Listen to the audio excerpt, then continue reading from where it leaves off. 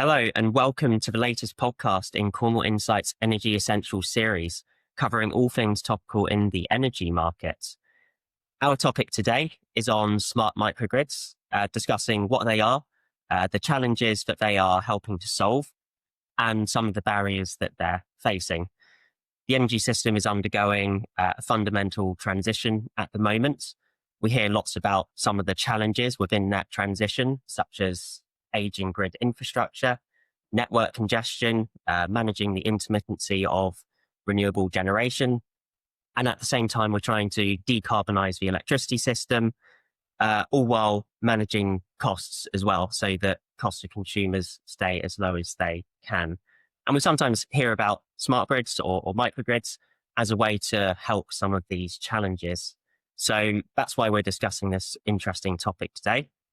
I'm Tim Dixon, and I'm Cornwall Insight's Flexibility Lead. And I'm delighted to be joined by my colleague, Jacob Briggs, as well as SNRG's Dan Nicholls, who is the Chief Product Officer. And I think I'll start with Jacob, letting yourself give a brief introduction. Yeah, thanks, Tim. I'm Jacob Briggs. I'm the Energy Users Lead here at Cornwall Insight, which means I look after a lot of the work that we do with larger energy consumers, particularly around the cost forecasting side and on some of the opportunities that businesses have got to try and engage with what are some mounting energy cost pressures, especially on that kind of behind the meter and smart energy use piece as well. Thanks, Jacob. And I'll let Dan Nicholls introduce himself. My name is Dan Nicholls. I'm the Chief Product Officer at SNRG. I'll talk a little bit about SNRG in a second, but just really in terms of my background, I started out my career working in land use planning and got interested in the deployment, distribution of renewables in some of the earlier kind of rollout phases.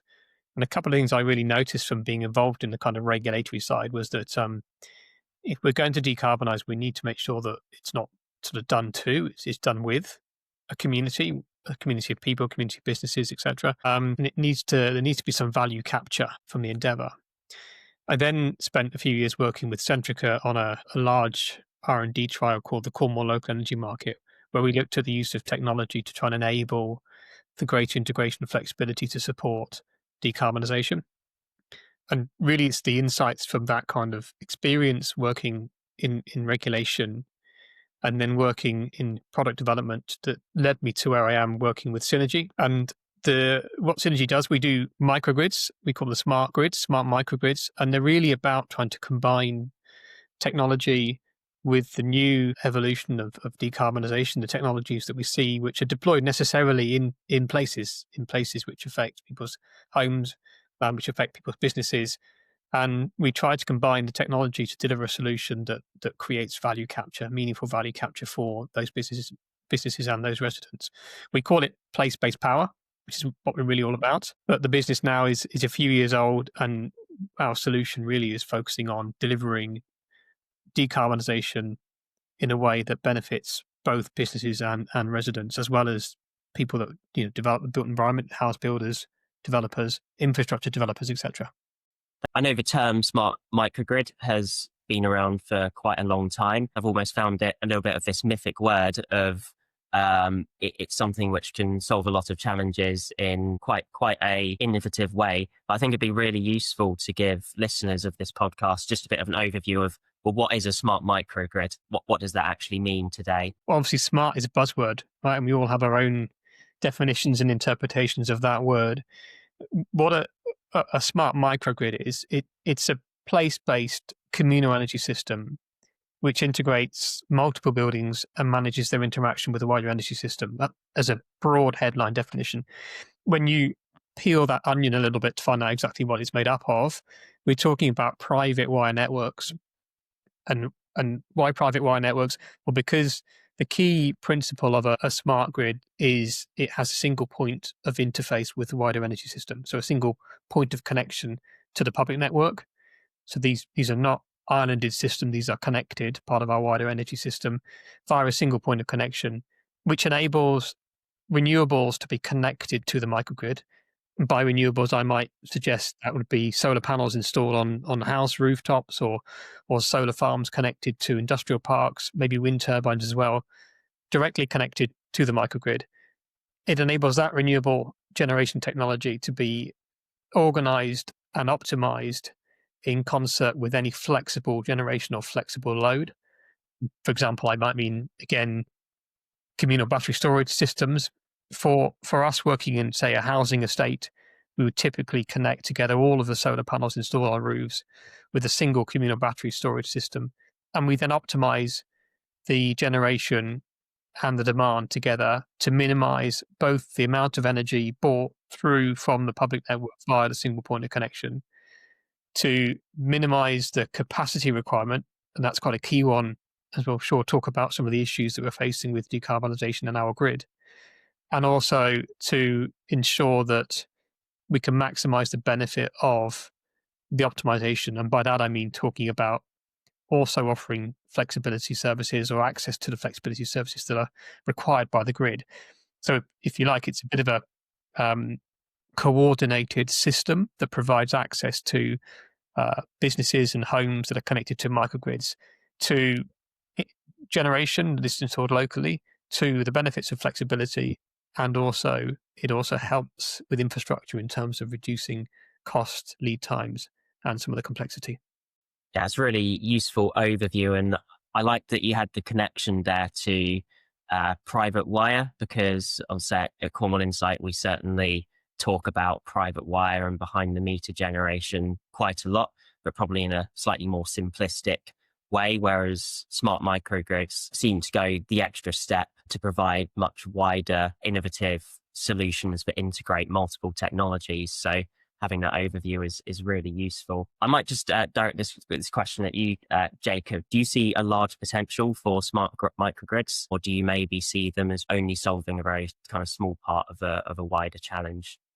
Yeah, I think we'd definitely see some real potential there, and there's kind of a growing and pretty significant opportunity. Dan, you alluded to it with the kind of point on some of the connections challenges, and there's no shortage of parties raising that experience of trying to secure a new network connection as increasingly a real barrier to delivering some of the kind of broader strategic objectives that government are setting out around delivering their industrial strategy, around securing growth, and around that kind of broader clean power and decarbonisation trajectory as well.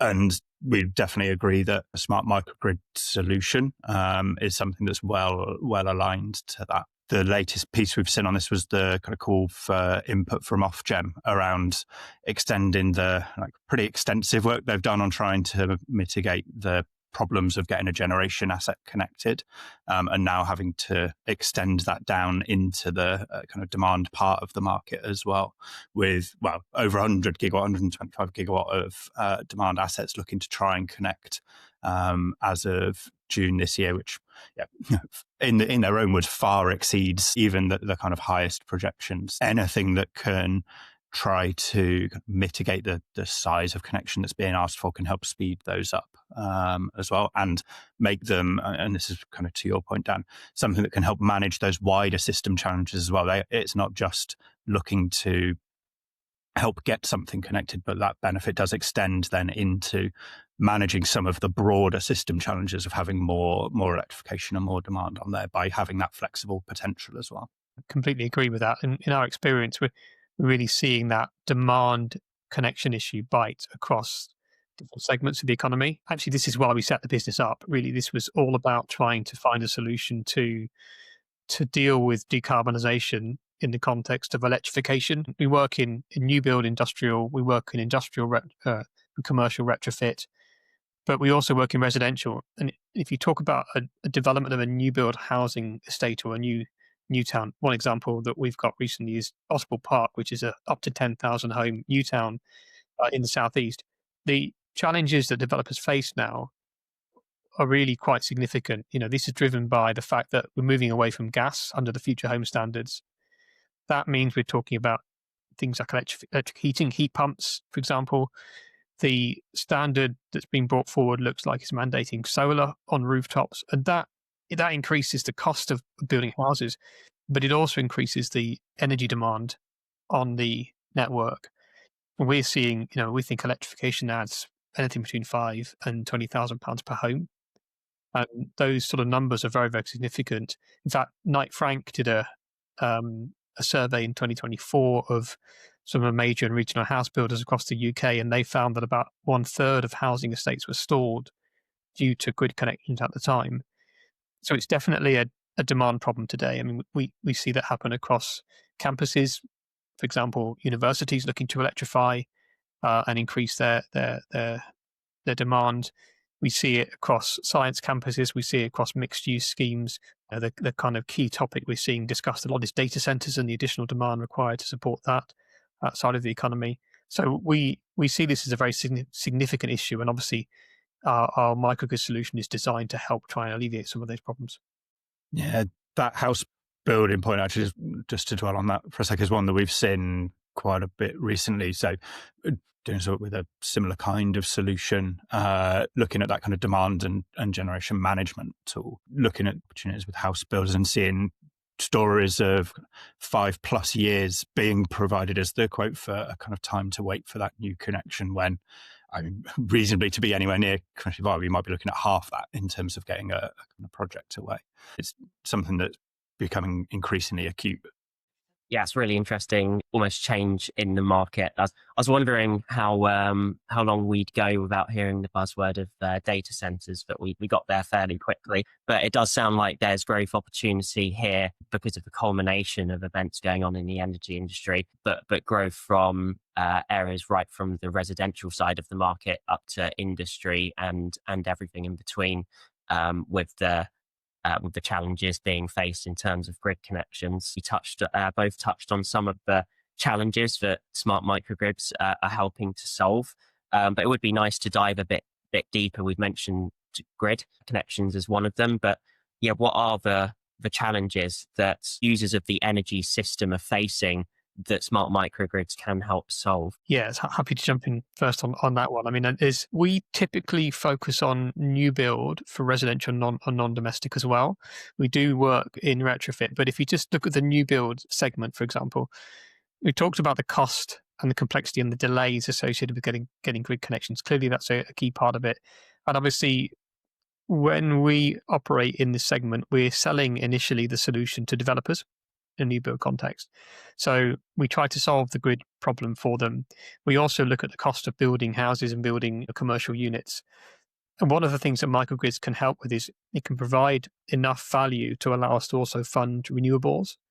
So it's not only about helping to sort of minimize the capacity, the draw on the grid for the developer to reduce the infrastructure cost and delay. It also provides a funding stream that allows us to fund renewables, so we can reduce the cost of the build or provide an increased ESG outcome for the developer. So we have to do that to contract projects with our clients. We need to make sure that we are also providing a solution that is something that they're familiar with, because microgrids is, it's novel in the market at this stage. So it's important that we make sure that it's something that's contractable, provides all the basic needs of our clients. But funded renewables, helping to manage the grid issues is the key benefit or the challenge that we're trying to resolve for developers. But importantly, once the development is finished, the developer will typically exit, and our key focus then is on about reducing energy costs for building occupants, residents, businesses, etc. So we need to sort of slice up the value pool to ensure that there's value there long term for residents. And the challenges I think we see for residents in an all-electric smart home is, again, complexity, novelty. How do you navigate this interface with this smart world where our energy tariffs are no longer a single rate? For example, potentially we have multi-rate tariffs, and possibly in the future we might have dynamic tariffs. How do you deal with that? And how do you know your heat pump is working correctly? All of these challenges for a resident. Again, the microgrid is designed to sort of provide that buffer for those residents. It doesn't take over their lives. It doesn't interfere with their homes, but it does give them a kind of curated, trusted access to these new dynamics we're seeing in the energy world. And similarly for non-domestic buildings, again, it's price certainty. How do we decarbonize? How do we know we're going to get capacity if we have to electrify, for example, our fleet, our vehicles, our distribution facilities? How do we deal with those issues? Again, we try to solve those challenges. Yeah, it's really interesting. I'm glad you said energy costs in there, because obviously when we talk about a lot of the challenges there that we're looking to solve, sometimes they can feel a bit disconnected to the maybe to the energy users themselves, such as wider decarbonisation goals and electrification of industry, of different technologies like the use of cars and heating in homes. So ensuring that link to the end users and the benefits for them was good to hear. Obviously, energy costs have only been rising in recent years. So hearing that side of the challenge that you're looking to solve as well is very useful. So it talks about a number of the challenges that smart microgrids that are looking to help solve. Well, how are smart microgrids actually addressing these challenges and solving these problems for users of the energy system? So again, so going back to the concept, we can with a microgrid, you can pool the generation, which means you can use more of it within the community. I think that's one of the key features of the solution. You can deploy technologies like storage to maximize the self-consumption within the community of the renewables, and it allows you to, using technology and control systems, to aggregate also the flexible demand. And by flexible demand, I mean things like EV chargers and also things like heat pumps, for example, hot water tanks. That all of those assets, if coordinated appropriately, can all maximize the use of renewables within the community, and also then deal with the issue around the increasing costs of energy, the cost of commodity, the cost of network charging, and help to optimize the demand around that. And the net impact of that then is long-term price reductions for residents. So that's really what the technology is doing behind the scenes on a microgrid. Importantly, the resident or the building occupier can engage as much or as little as they'd like. There's a kind of communal benefit they can take from, but also they could, if they really wanted to, get really involved and really utilize the availability of price signals and service within the microgrid.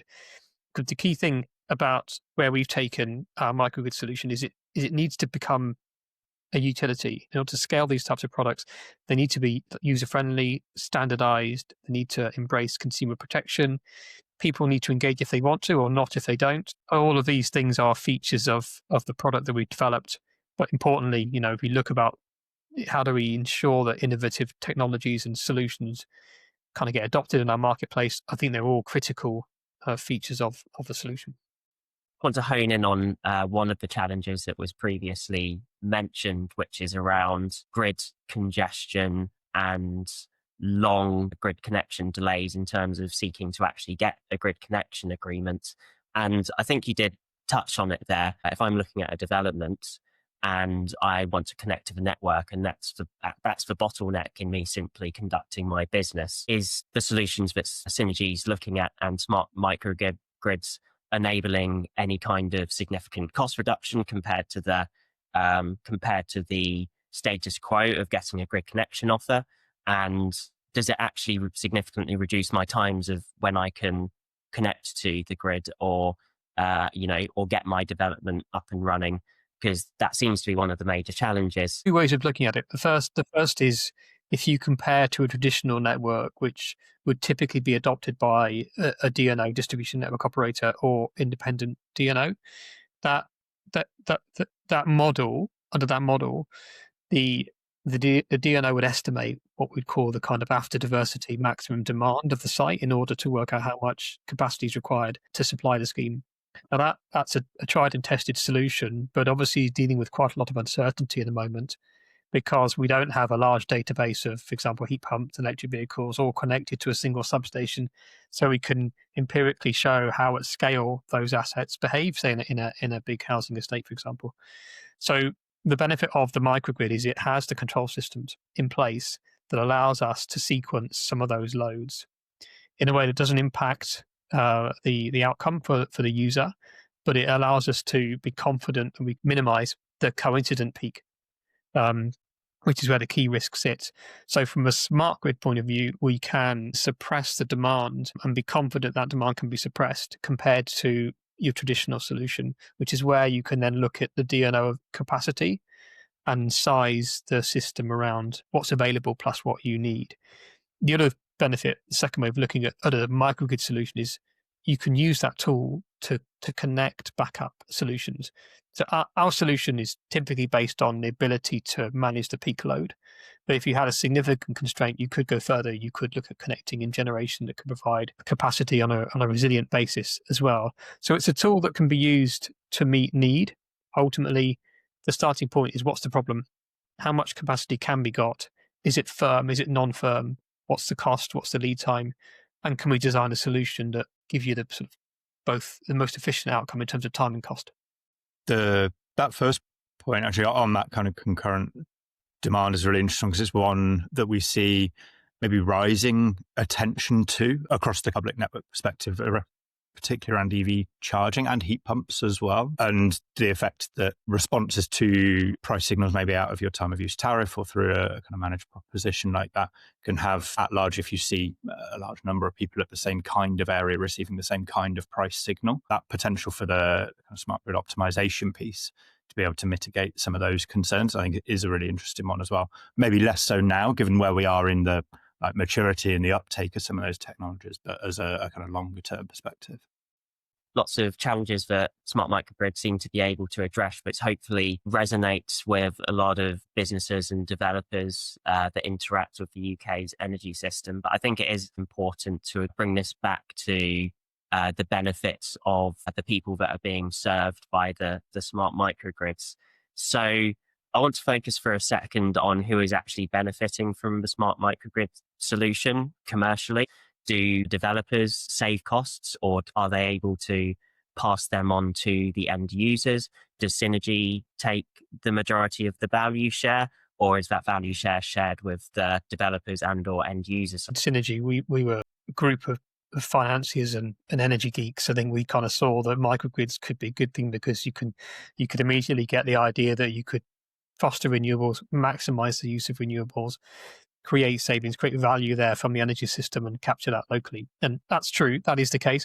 But one thing that we've really learned is actually there's a big leap between having that concept and actually implementing it on a site with a developer, for example, whose primary focus is trying to get houses built, buildings built, and so on. So we have had to think about the different stakeholders.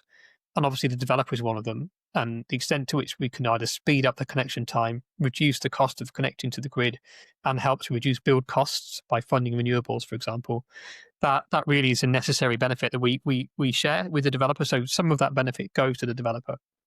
In order to offer that type of benefit to a developer, we've had to raise finance and offer a funded solution. So to reduce build costs, we need to fund renewables, for example. So the kind of other key stakeholder we have, obviously, is our investors. And we need to make sure that microgrids as an infrastructure proposition is investable. So we've developed our proposition to ensure that we can bring in finance, we can fund some of the infrastructure, we can take that problem away from developers. And then the third beneficiary, the one that we think needs to sort of see the most and long-term benefit, is obviously the building occupant.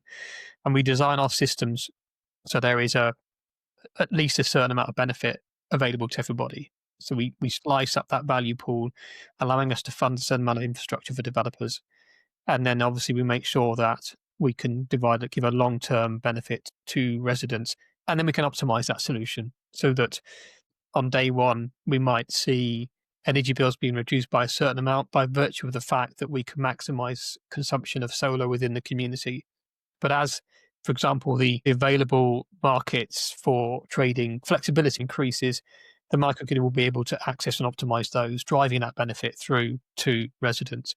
So it's all about creating that long-term benefit for residents, but making sure we can slice the value pool up so that we can sell the proposition in to developers and have it adopted and utilized. And then maybe the final point to talk about is in the context of residential, our scheme at Uptake, that scheme will also provide a revenue stream for the council. And that's an important consideration because actually at Uptake, the council is the majority landowner, so it's been promoting the scheme. The council stands to benefit from the capital receipts associated with the land. Now, there's only so much you can do as a council with capital receipts in terms of funding services going forward. If that can be converted to revenue, there's a lot more that can be done from a local council. So again, microgrids can be designed to help those types of stakeholders. I look at it as a tool that you can move the dial, move the lever to achieve a certain set of outcomes linked to the stakeholders that you're working with.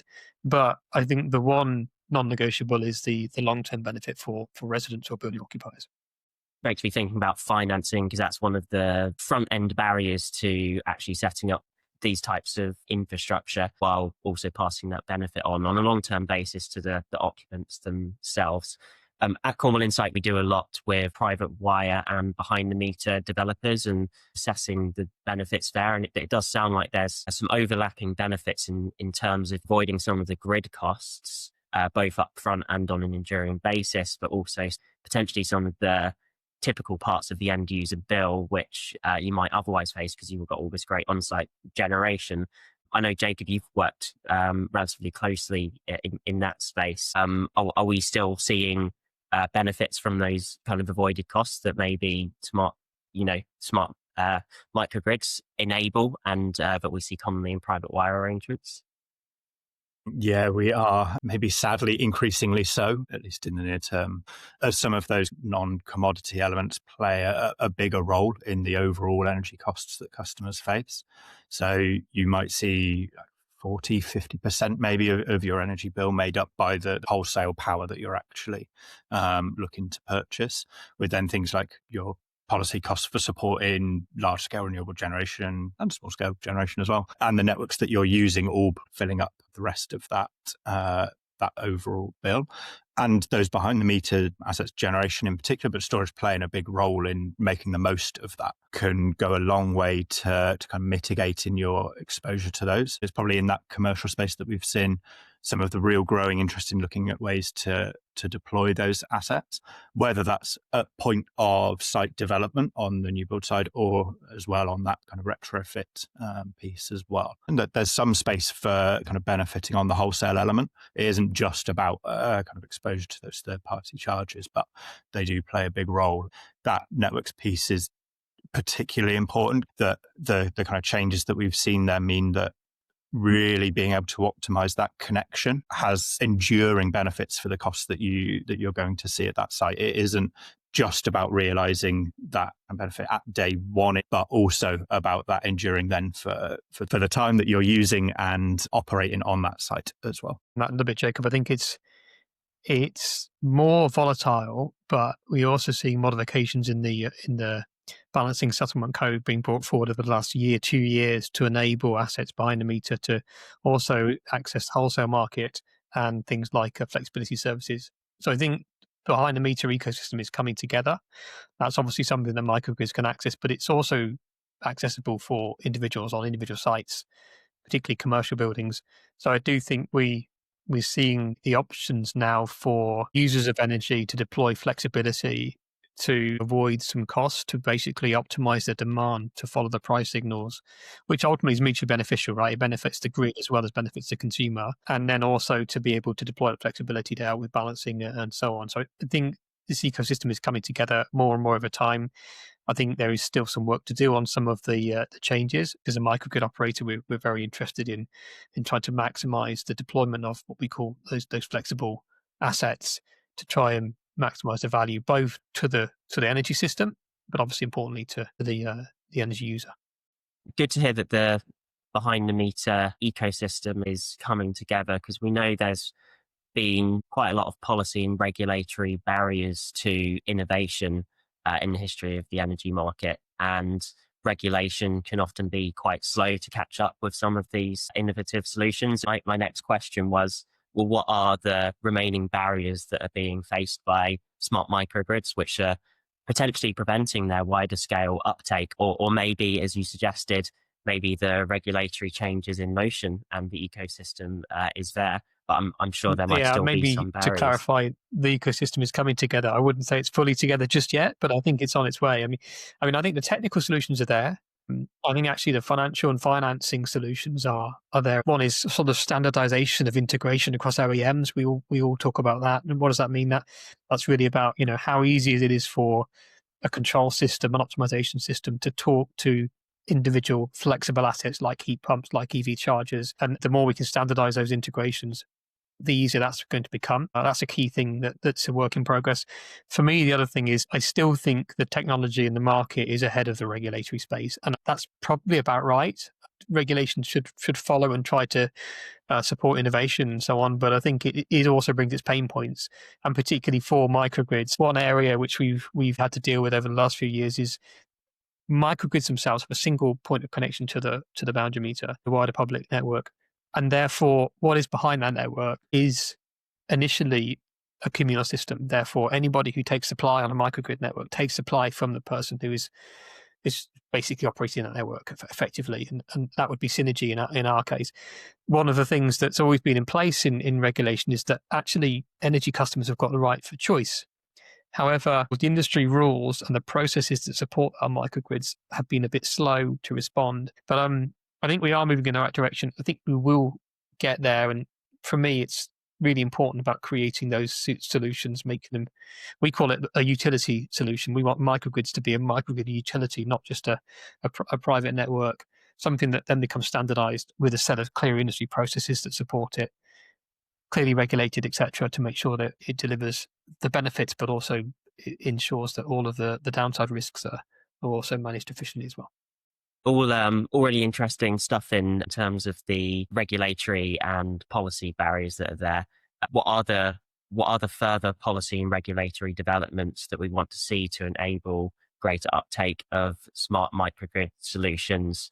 If you had a wish list for policymakers and regulators, now's your time to put forward that wish list in terms of what you might want to see. In terms of where some of those policy regulatory elements have changed lately, they broadly fall into two areas. One is changes that help drive the demand for or the benefit from that kind of microgrid solution. So Dan, you noted that the future home standard and the impact that has positively in terms of the capability of the homes that we're looking to put in, but also then obviously on kind of electrification requirements for them as well. Previous changes that we had to network charging regimes shifted a lot of focus onto the kind of capacity element and the capacity ask that you're taking, and really driving a lot of the value in being able to manage the size of the connection and all of the smart control and the flex capability that comes alongside that.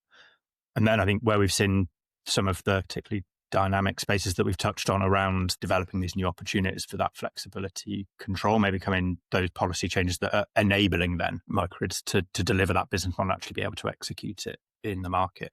You touched on the role of virtual trade-in parties as I think quite a nice example of somewhere that we've taken some quite bold and new steps to create a different market role and try to open up the space for rewarding customers for the flexibility that they can provide back out.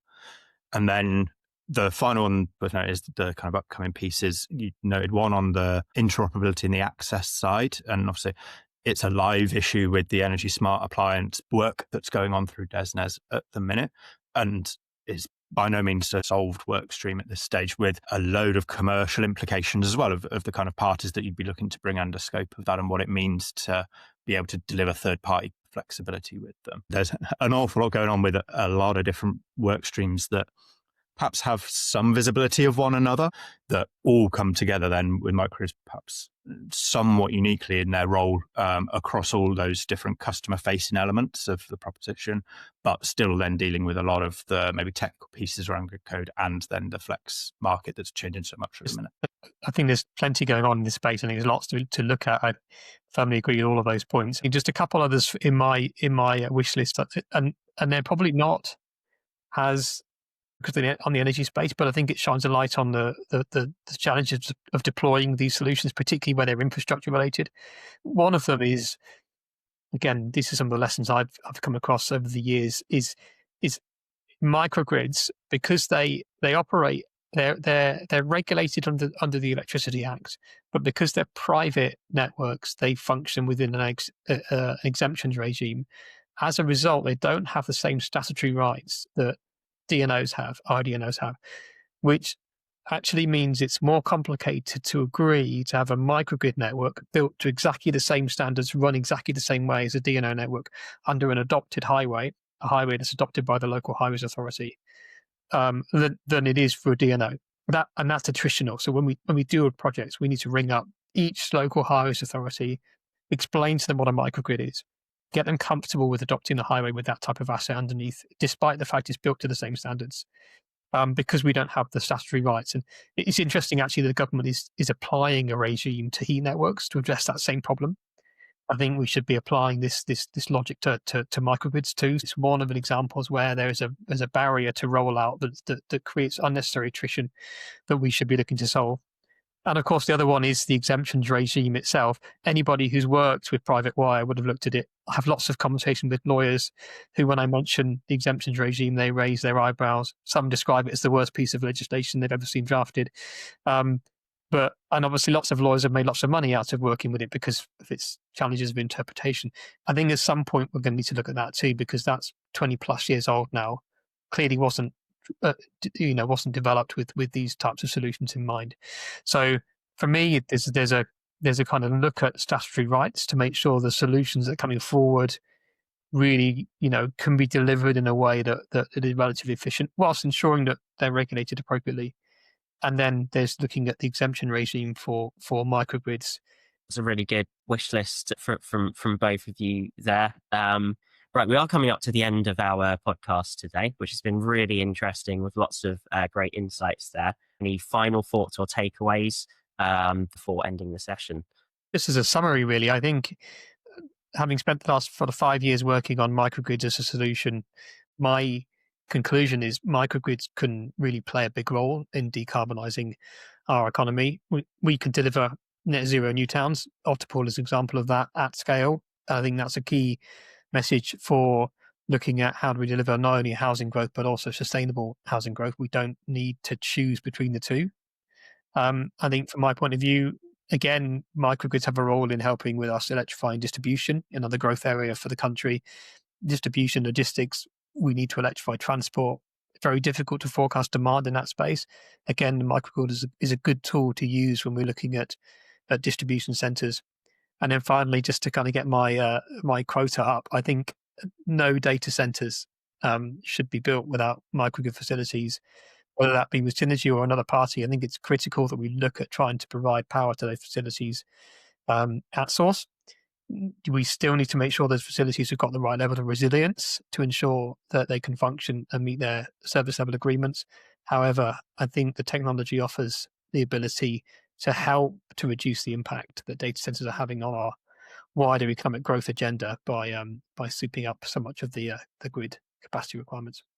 I'd echo that. And I think the volume of use cases for the energy monitoring management solutions that microgrids can represent is something that we've only seen grow and really expedited that growth in the last couple of years as well.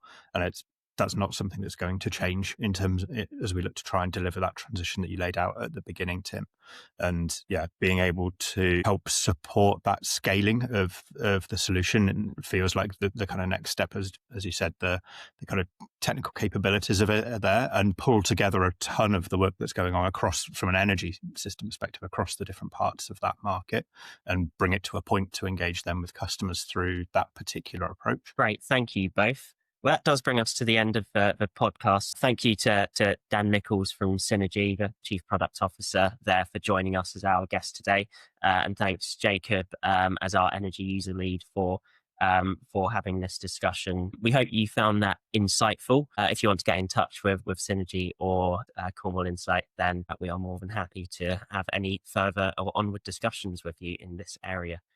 So thank you very much, and goodbye.